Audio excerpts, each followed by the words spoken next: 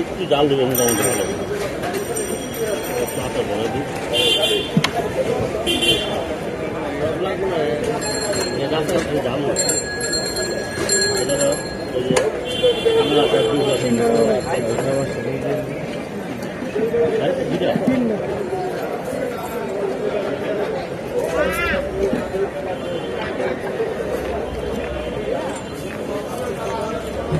এগুলো per piece কত? Per piece 6 টাকা। আচ্ছা, এখানে কি কি ড্যান্স আছে?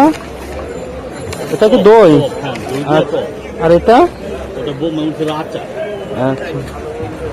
তো সবাই তো পার পিস 5 টাকা বিক্রি করে, আপনি 6 টাকা বিক্রি করেন কেন? আসলে সবাই বিক্রি করে কিনা আমি জানি না, অনেকে বিক্রি করে।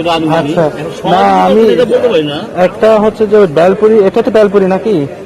বেলপুরি 5 টাকা। হ্যাঁ, আচ্ছা যাই হোক, এখনো তো বিষয়টা হচ্ছে যে কস্টিং এর বিষয় আছে এখানে।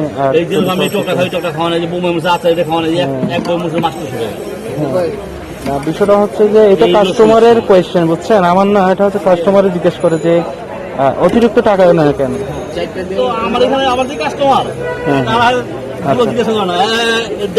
আচ্ছা যাই হোক, আচ্ছা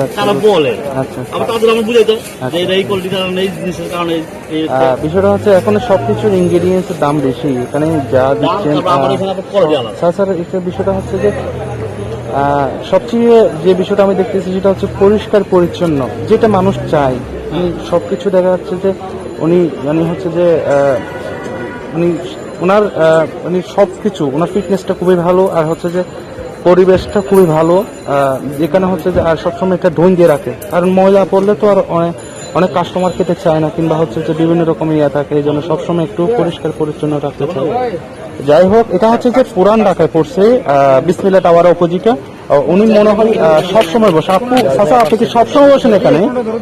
ও চাচা, আপনি কি সবসময় বসেন এখানে?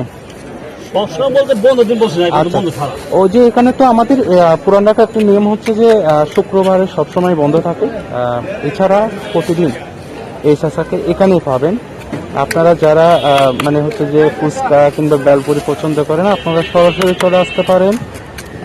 আপনার হচ্ছে যে বিসমিল্লাহ টাওয়ারের অপোজিটে 3 রাস্তার মোড়ে এই চাচা এখানে সবসময় বসেন। অবশ্যই এখানে আসলে অবশ্যই পেয়ে যাবেন। এটার টেস্টফুল খাবার আমি যতটুকু দেখতেছি, উনি শুধু হচ্ছে যে বানাতেই আছে। হচ্ছে যে একটা বিষয় হচ্ছে যে মানুষের খাওয়ার আগ্রহটা কি পরিমাণ হতে পারে, সেই সবসময় বানাতে আছে।